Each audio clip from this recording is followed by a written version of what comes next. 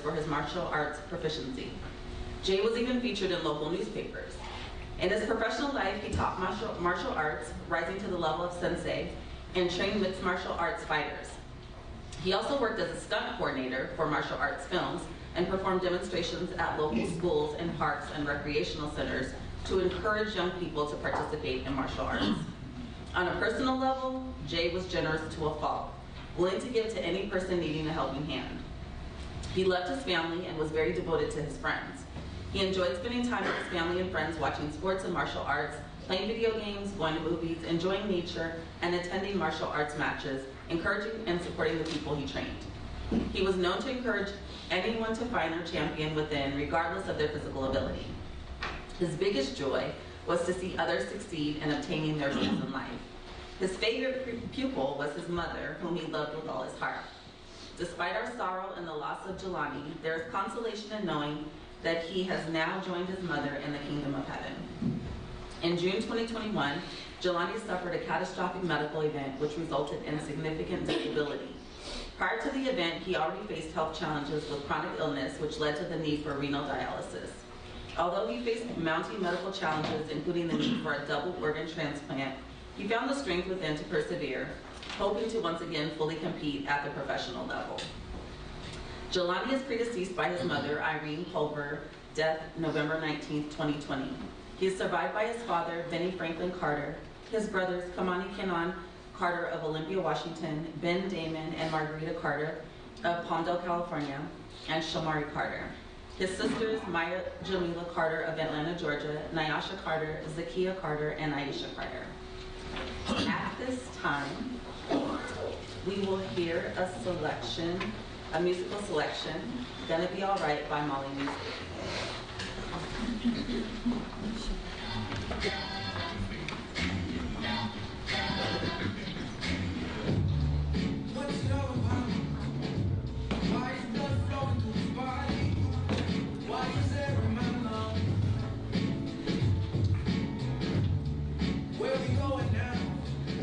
Why did I get to place my feet here? That kingdom come, that kingdom come.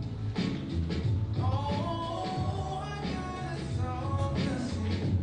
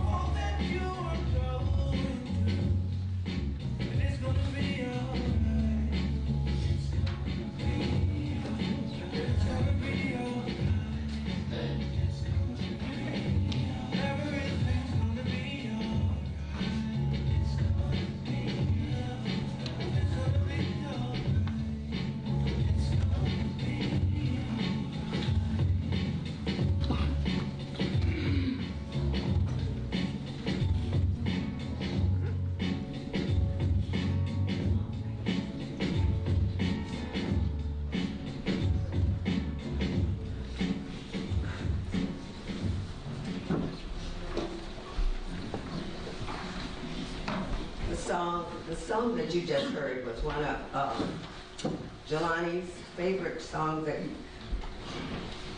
listened to with his mom. And he would always say, no matter what, it's going to be all right. And that was my sister's, his mom's favorite saying. It's going to be all right, baby. You know, no matter what was going on, she would always say, it's going to be all right.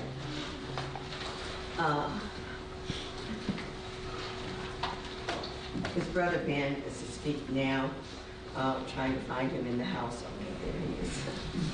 A eulogy is typically a speech that says something about the person's contribution to society, their goodness, or something special about the person that has passed away. The family has chosen the following people to eulogize. Jelani.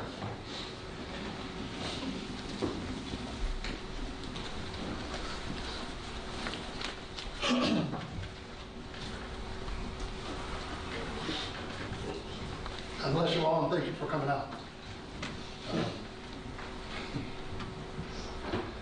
Sorry it's a little difficult to do this, and especially for me because I've had to do it twice in the past 3 years. There's no way you can really plan for it. But all that you need to know is he's in a better place. When he was born, he was given the name Jelani Kafele Carter. And of those 3 names, I think the middle name fit him the best. Anybody here speak Swahili? Good. I got something to teach you. Kafele actually had several meanings, just like in English. You know, words can sometimes have different meanings. The first meaning is to uplift people. And anybody that knew Jay knew that that's what he did. Because not just kung fu, just how he was, just being a friend to people, correct? Correct. You knew him. He was out there to make you laugh, make you smile. By the time of that, you were done with that conversation, you weren't just a friend, you were family. Yes. That's just how Jay was. The second meaning is worth dying for. To me, Jay was worth dying for, but I think he kind of flipped that. And he made it look like everybody else was worth dying for. He had quite the heart. If you were having trouble, he would go out his way to make sure you were better. You were flat broke, you're getting some money. You needed a hug, that's what he would do. He was giving you a hug. You needed a smile, he was going to tell you a joke. He was incredible. And sometimes I wish I had this kind of a heart, because sometimes I would go to him and I'd actually be upset with him. I'd be like, what are you doing letting all this money out? You know what I mean? What are you doing letting people live in your house here? What are you doing taking on other people's problems? I'm saying, Jay, you got enough problems of your own. Why are you taking on any other ones? You know what his answer was to me? I used to hate when he answered me that way. And every single time he did it, whenever he went out with somebody, I would ask him the same thing. What are you doing? Boy, I'm going, Why are you doing this? And then one day I was like, you know what, I'm going to find the answer one way or another. And then I thought back to the past. His grandmother, Jessie Cover. Anybody know her? Yes. You feel warm just hearing that name, don't you? If you needed a place to stay, what was she going to do for you? She was going to open her door.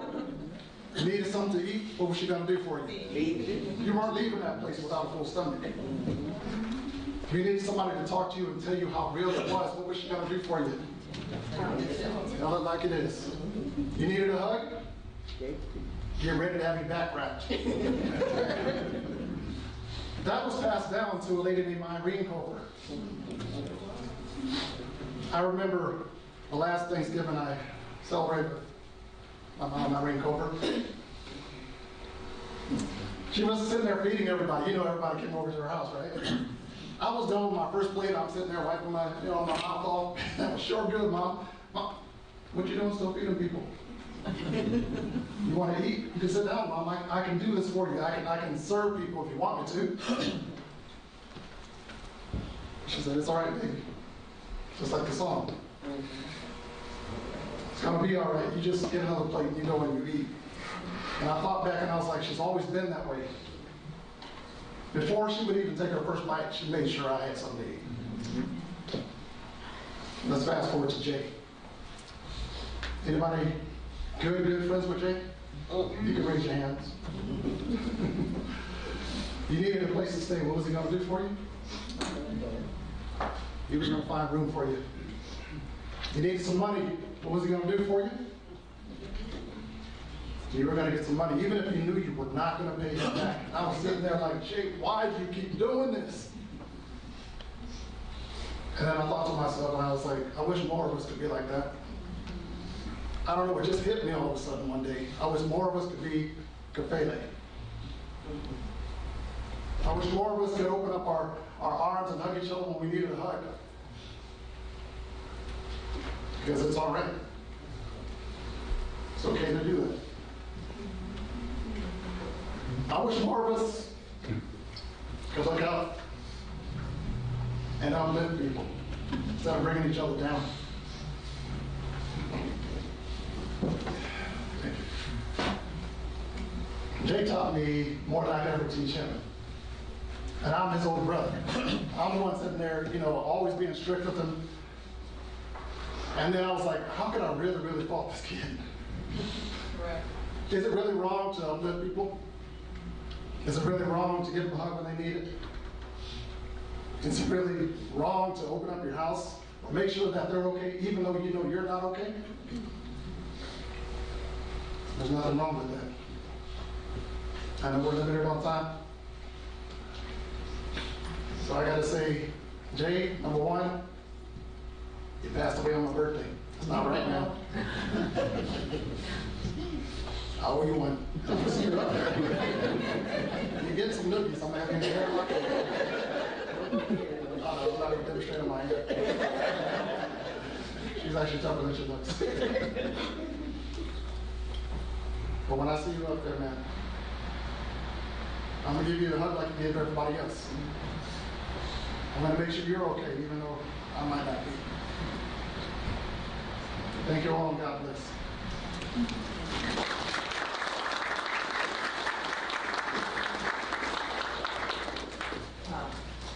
The next person is Amanda. She will come.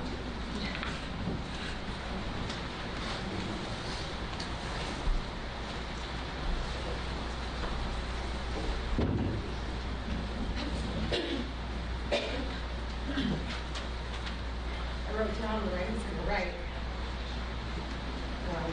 What I was going to say. Bear with me.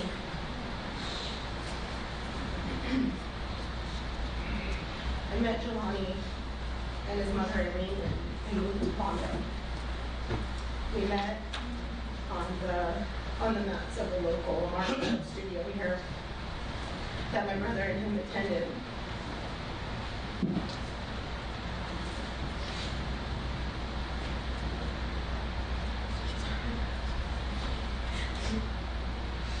The culture of martial arts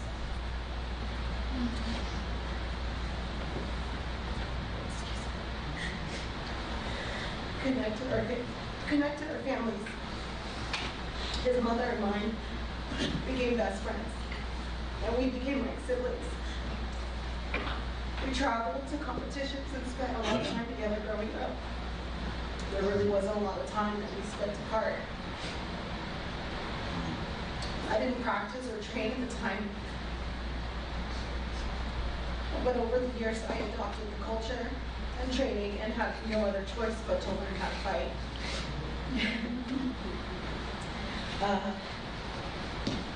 I remember watching him and my brother practicing their style and perfecting their style at the gym.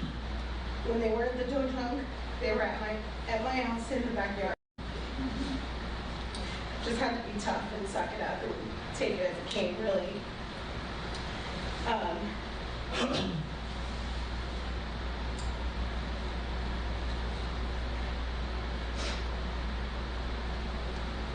Hanging around them didn't come easy. And I wasn't the nicest teenager. At one point, like Ben was saying, Irene was like her mom, and she opened up her doors to people. I was going kind of through a tough time as a teenager, and I lived with them for a short period of time.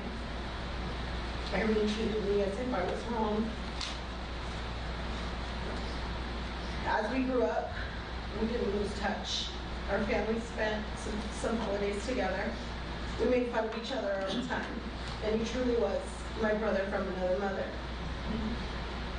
After he lost his mom, I lost mine about a year later. We became really close after that. Grief was something we talked about a lot. We shared the same theory that life doesn't end when you die.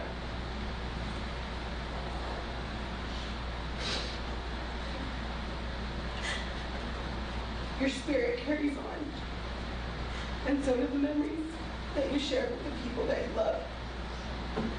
He was a great teacher, a great mentor, a brother and friend, and he always tried helping people be their best self. I know there are many people in the room today who have learned something from him.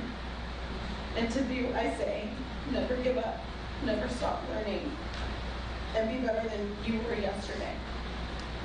Thank you.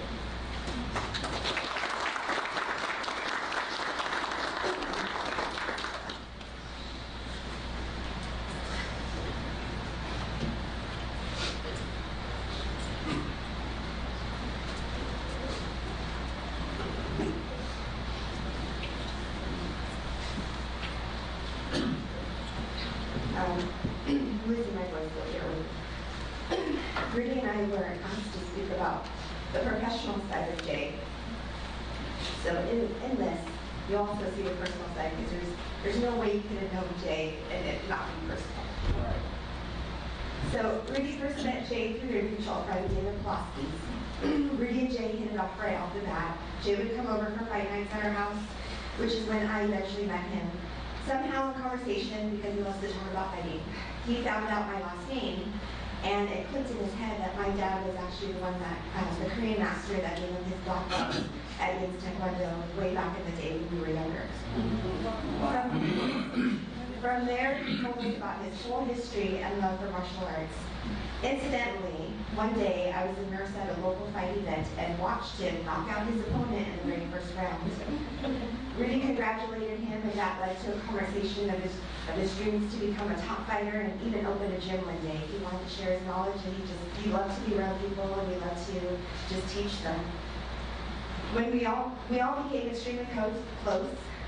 Jay became close with our kids also. He spent holidays with us, participated in our family holiday traditions. Rudy and I are only a few years older than Jay, so most of the time we saw him as our little brother, but as you guys all know Jay, sometimes we saw him as our oldest son, having to chase him around with the rest of our kids and say, okay, let's get in the van, we gotta go. It just all depended on how hyper Jay would get in our house with the kids. Being close to our kids, they naturally looked up to him, and he started teaching them martial arts here and there at our house as well. We all joined King's Fight Factory, where he continued to excel in his own training, but also where he started to formally teach and train others. He developed a strong bonding friendships with all the fighters there, which most of you guys here know. A short time after Rudy opened his tattoo shop, he noticed his neighboring business was leaving, and an opportunity to lease the space came up. Of course, he immediately found Jay, and the two of them embarked on opening up the gym so Jay could be a owner. He brought along unique opportunities for his students. He partnered with other local gyms, local matchmakers, and local event organizers.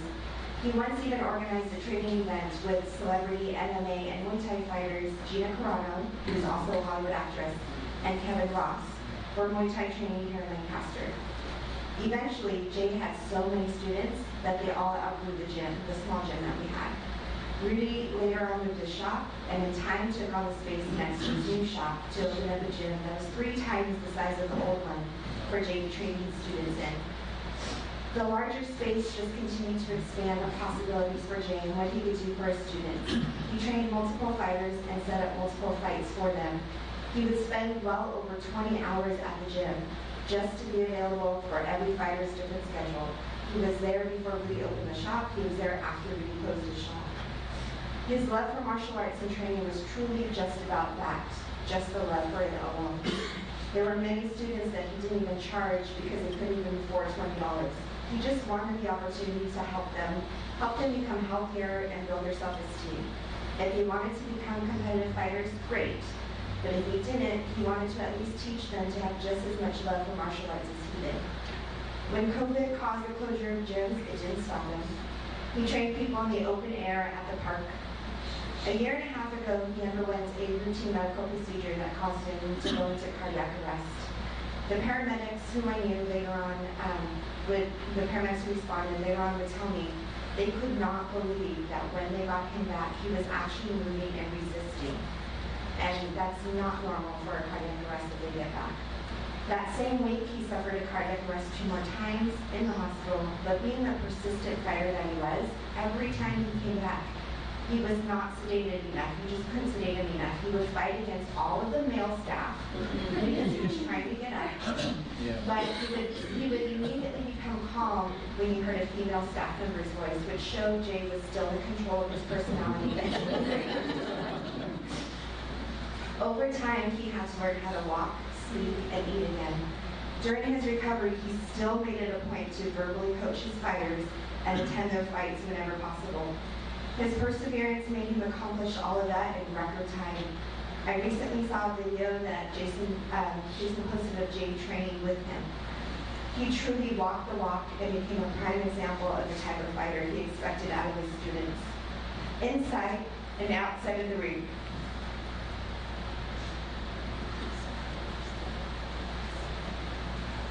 In his memory, I'm sure he still expects nothing less from all of us.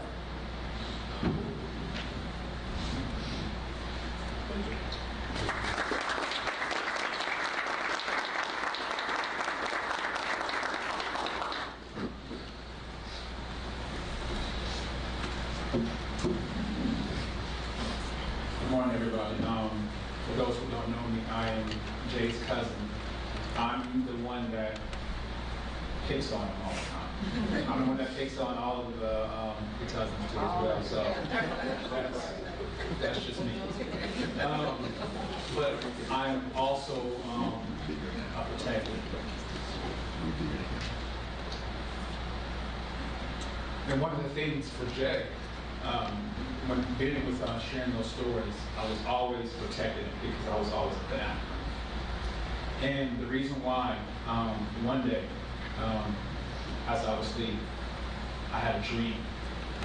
And part in that dream was I saw Jelani in my bedroom. And so when I saw him in my bedroom, he was laying on my bed. And this is before I knew a lot of stuff, health-wise was going on. So as he was laying on my bed, I just saw how weary he was and how tired he was. So from that moment on, I began to pray for him. Pray for him, when I saw him in person, on the phone. I would send him, just different reels that he and I would just laugh together and talk together, and all of that. But one of the nicknames that I gave him was janitor. Now, I give all nicknames to my cousins. And janitor, it was like there's no rhyme or reason why I gave him janitor. It was just the first thing that popped out of my mouth. So when I was, hey janitor, he was like, I'm not no janitor, it's out the trainer. I said, but you're my janitor. He was like, no, I'm not. So, me and him begin to, just go back and forth. And the reason why that's important, and now it makes sense, the reason why. And when you think of a janitor, you think of a person who works to maintain something or to keep things functioning or to make something better. And just hearing these stories about what he's done, how he helped fighters, how he helped people, how he maintained a lifestyle that they were looking for, how he helped fighters to train them, to motivate them. And how this was so personal for me was because my daughter now is doing Jeet Kune Do. And she had her first sparring session, almost a year ago. And it was difficult for her. And she was crying, she was hyperventilating, and she was doing all those other things. So me and my wife went over, we was encouraging her, baby, it's gonna be okay, it's fine, it's normal. But nothing was clicking for her. So I called Jay. I said, Jay, Amelia's had her first sparring session. She's going through it. He said, are you guys busy? I said, no. He said, we'll bring her over. So took my wife home, and me and Amelia went up to Jay's house. So as we got there, he asked her, how you feel, what's going on, what happened. And she really couldn't explain, but he was putting these things together for her. And as he was doing that, there was just a calmness came over my daughter. And I posted part of the video where he was training her and helping her with different techniques.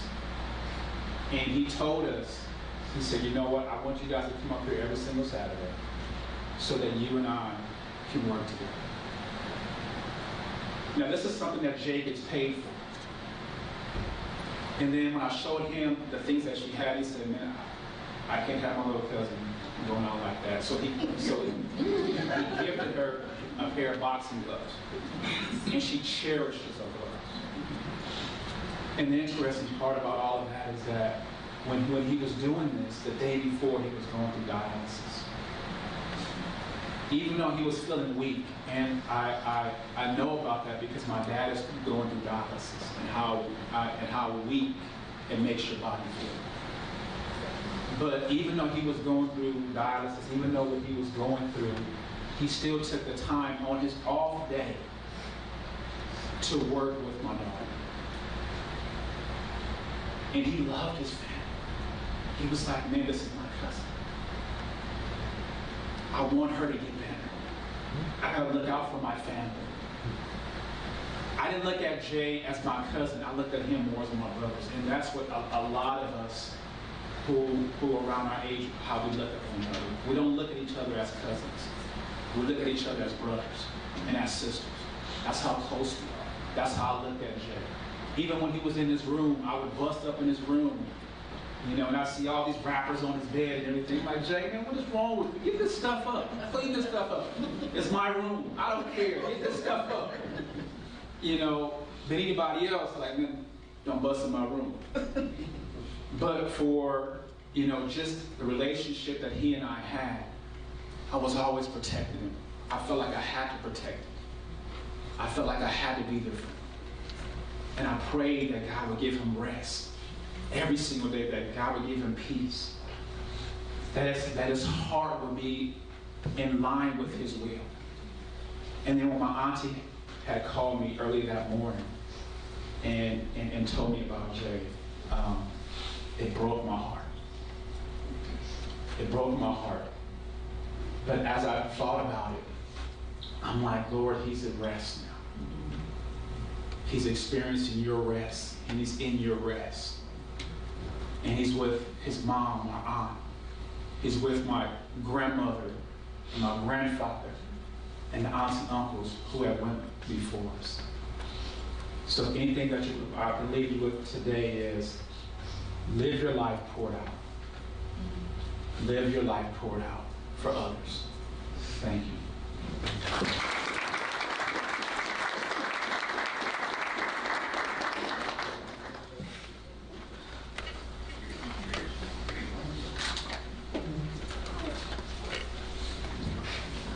Not on the schedule is Jelani's dad. Jelani's dad lives in a different part of the state, so he was not often around here. So he wanted to say a few words. Okay, and then Maya will come up.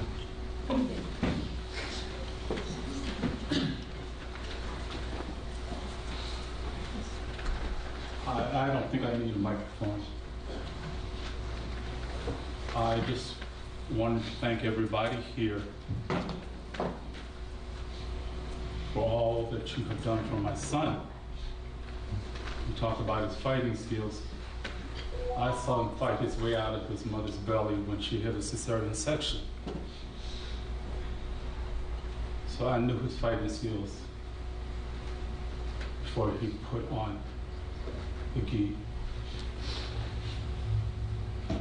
I especially want to thank his sister Maya, who has driven across this country multiple times when he was sick,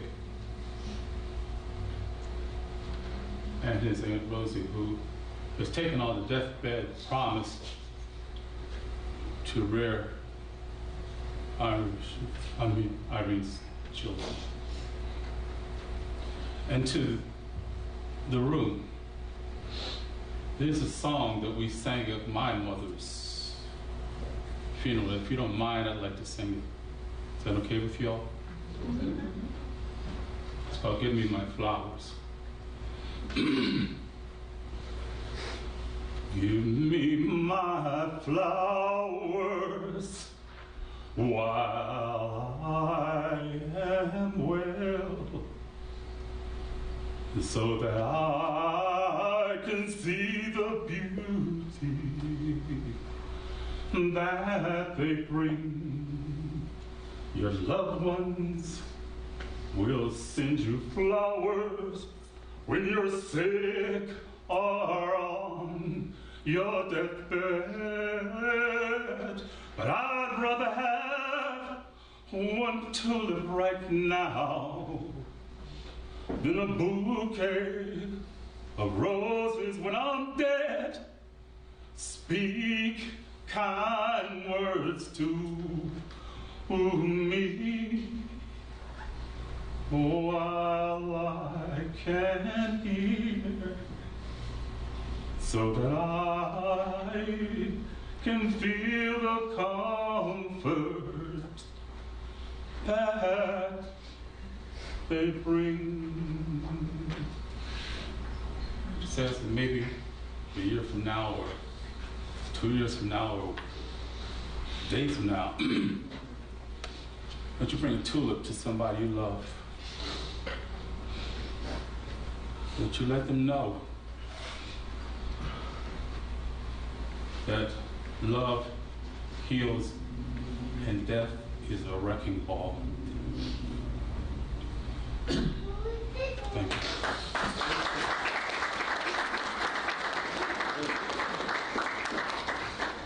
Thank you. We will now have remarks by Maya.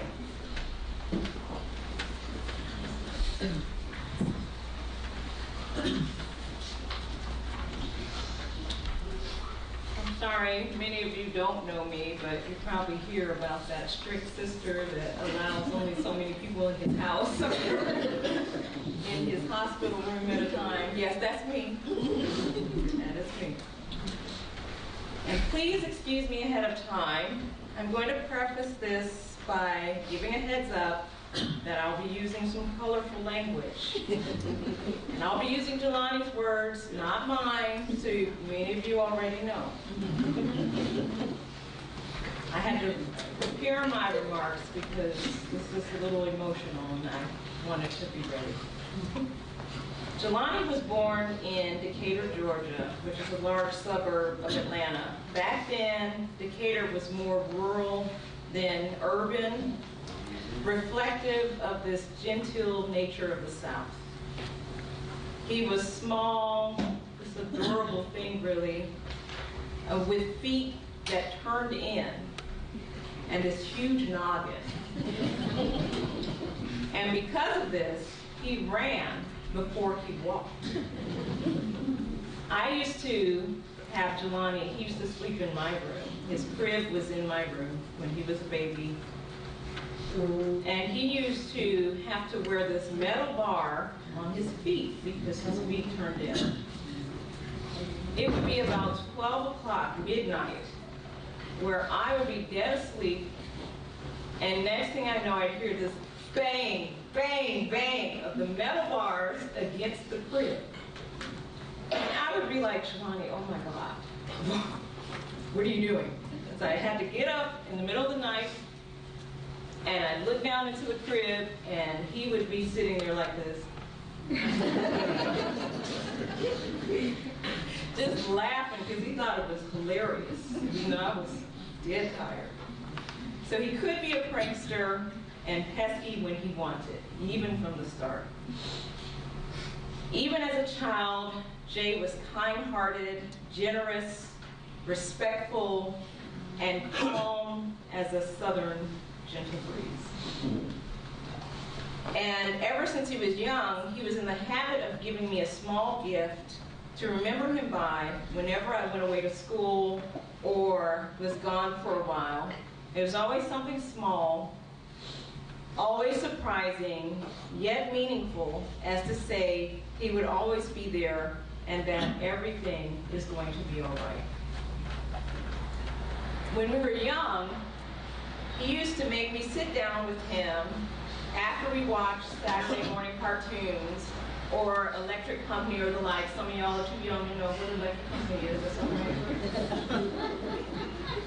And after we watch those, we have to watch classic Kung Fu theater.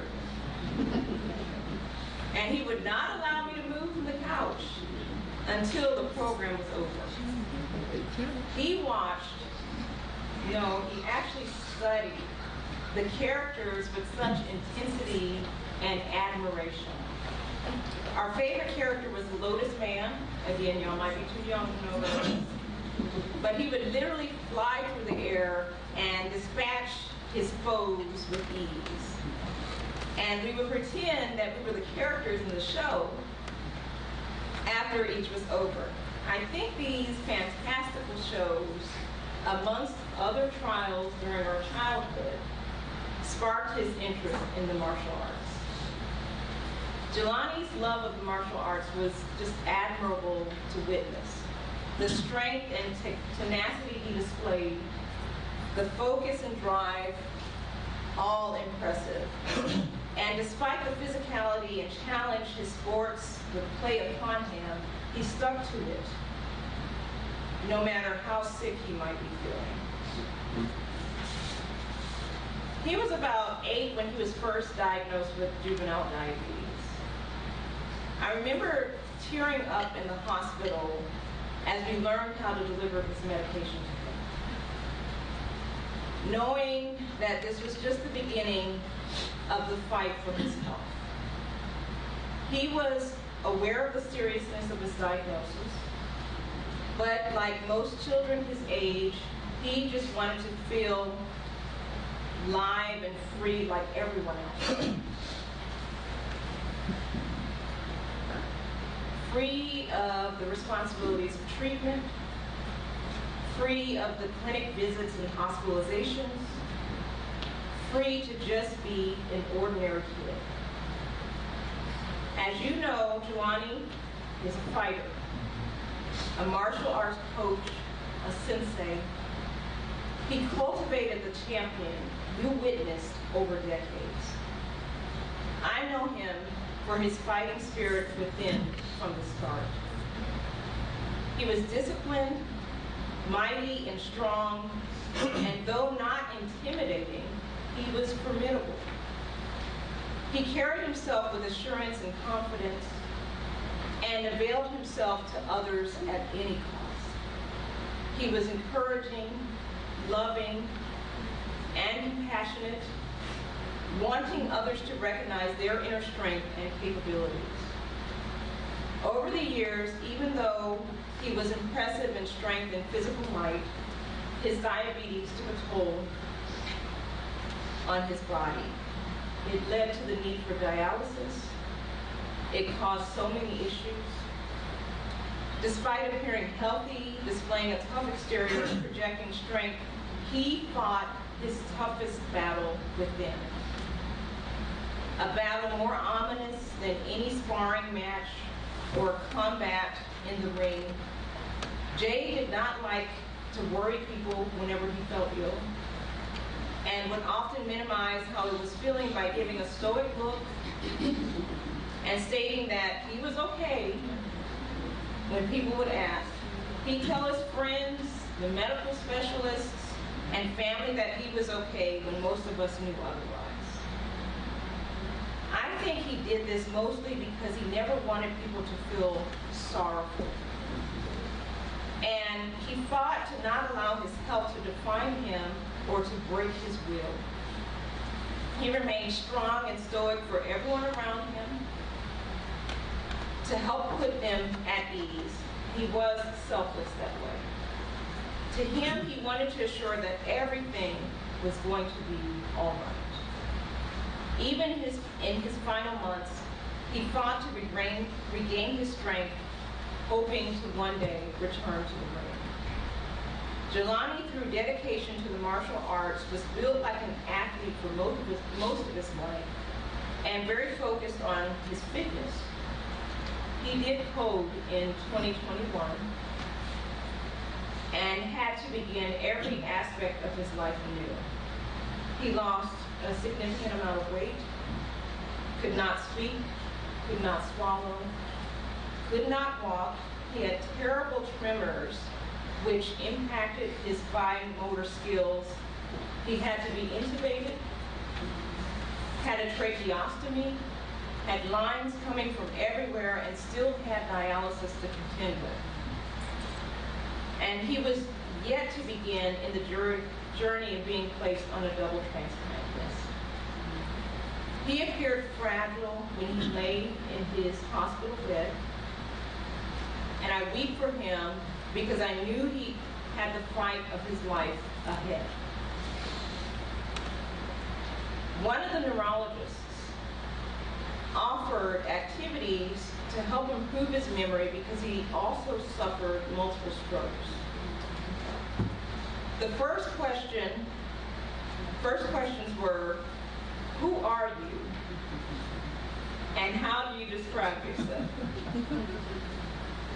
Jelani studied the assignment, and despite all odds, not being able to write with a steady hand, he proved he was still fighting. His responses were, I am Jelani, and I am a bad mofo. I will always remember Jelani as my doting little brother. And when I saw him, no matter how muscle-bound he became from all the training, I always saw my scrappy, funny little brother that I grew up with. Jay was loving, gentle, and good-natured. He used to enjoy seeing us laugh and smile no matter our circumstances, and if times were hard, he would try to have us imagine a better time ahead. When our mother passed in 2020, he took me and Ben to his favorite park to talk about the future and to talk about the importance of family. He appeared distant as he spoke, wanting to take in the fresh air and the surroundings, almost like he was meditating while trying to heal from a tremendous loss. It came to no surprise that his final wish was to become one with nature. He wanted his ashes to be placed in a bio-urn so that he could be reborn into something beautiful, tall, and phenomenal. I go back and forth as to the type of tree I will plant in his honor that reflects who he was. I've considered planting a southern live oak, the official state tree of Georgia, which represents strength and his roots. Or maybe whichever type of tree was in one of our favorite books called The Giving Tree by Shel Silverstein, to represent his generosity and love. Perhaps a bonsai tree or a cherry blossom tree to represent the nostalgia of the good old days of Saturday mornings, watching Kung Fu Theater's children.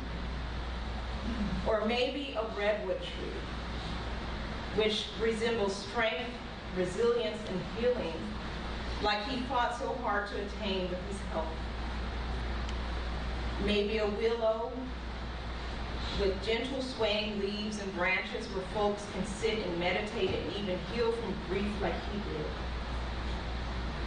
Perhaps a dogwood, which represents rebirth, renewal, and hope, which was his ultimate goal in trying to attain a double transplant. Maybe even a bristlecone pine that grows forever, gathering and sharing wisdom.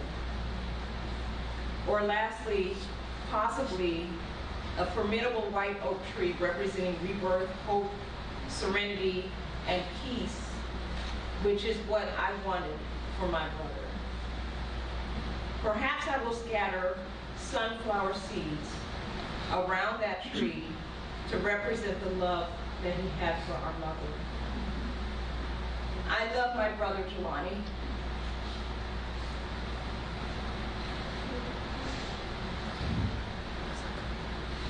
And will do my absolute best to fulfill his wishes.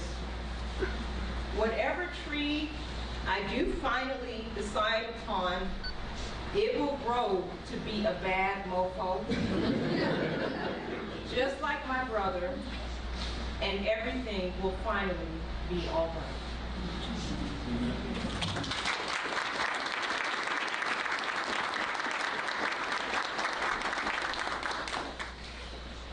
Yes, he was a bad mofo.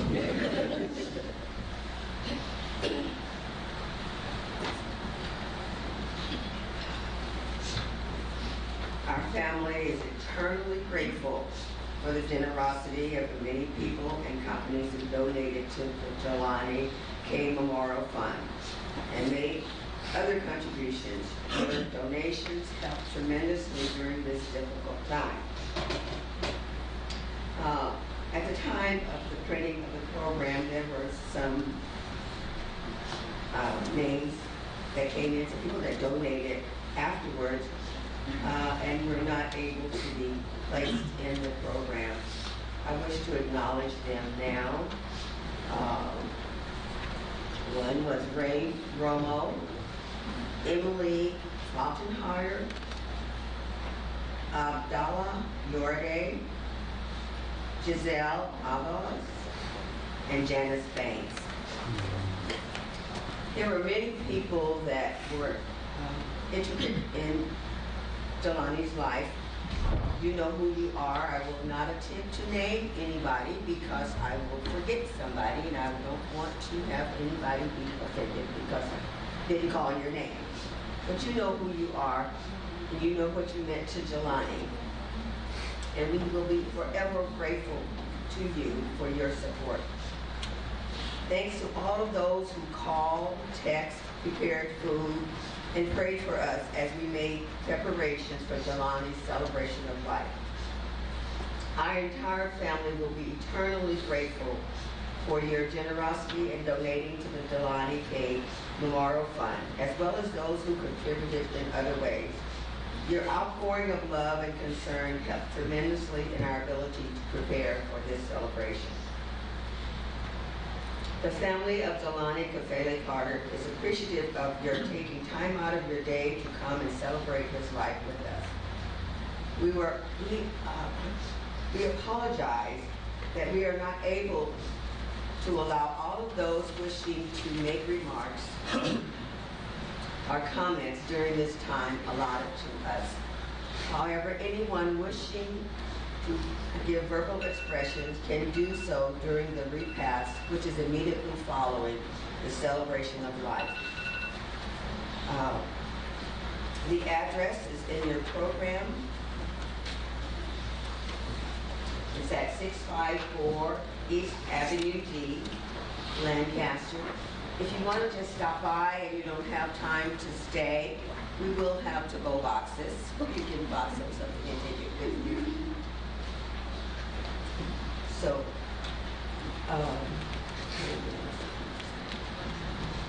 we thank you very much. We appreciate you.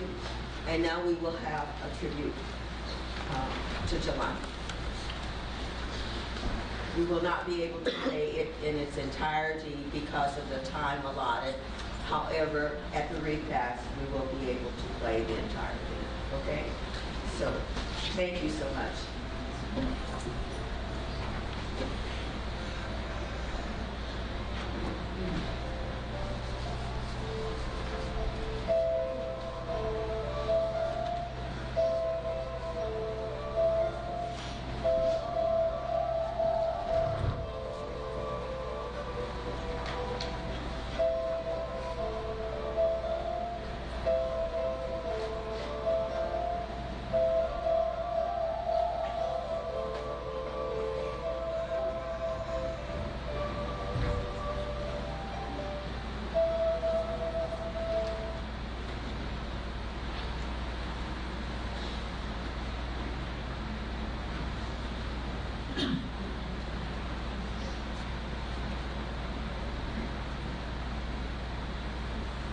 There are so many pictures that were sent in from his martial art family, from other family members, that the entire video is going to be about 30 minutes, and we don't have that kind of time. Our time ends at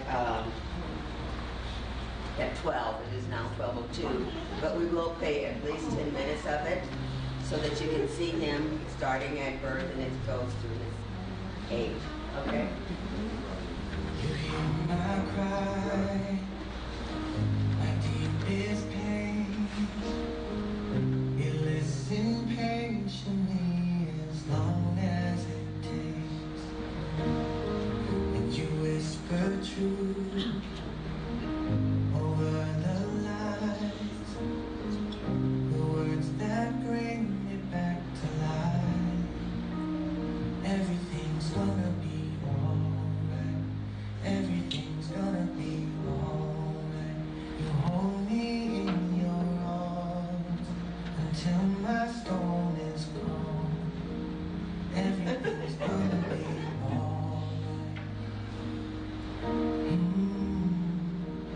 Everything's gonna be alright.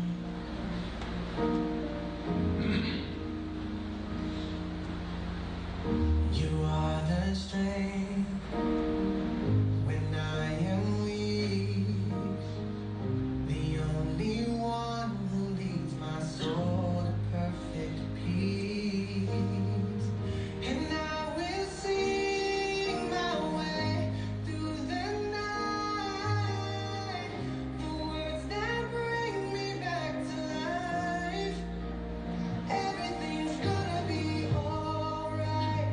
Everything's gonna be alright. You hold me in your arms until my storm is calm. And everything's gonna be alright.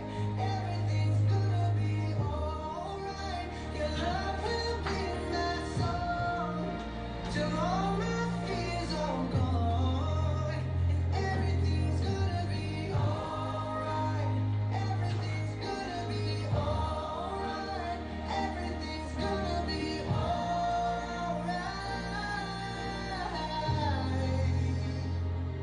And I believe, oh I believe, you're working all things for my good. You're working all things for my good. And I believe, yes, I believe, you're working all things for my good. You're working all things, and everything's gonna be alright. Everything's gonna be alright. You hold me in your arms till all my fear is gone. Everything's gonna be alright. Everything's gonna be alright. Your love will be my song till all my fear is gone. Everything's gonna be alright. Everything's gonna be alright. Everything's gonna be alright.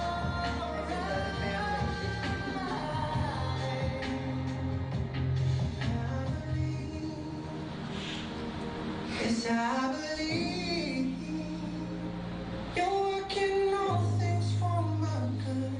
You're working all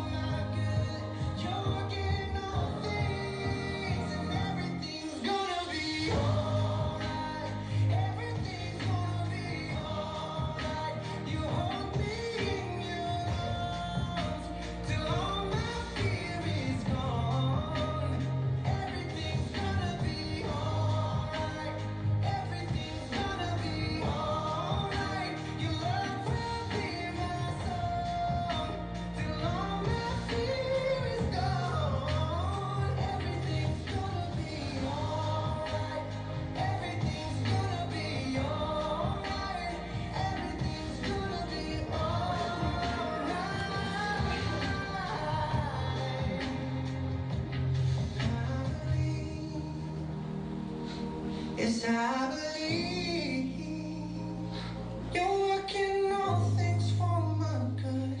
You're working all things for my good.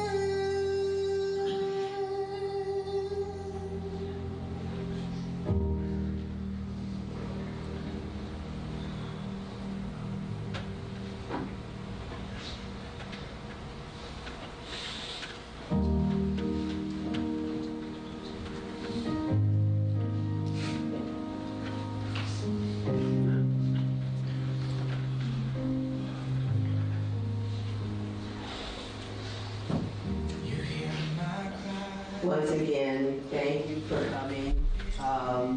Hopefully, everybody received a program or a memory card. If you didn't, if you would just, and the book outside for you to sign in, if you could just put your name and address there, or name, email, or phone number, some way we can contact you.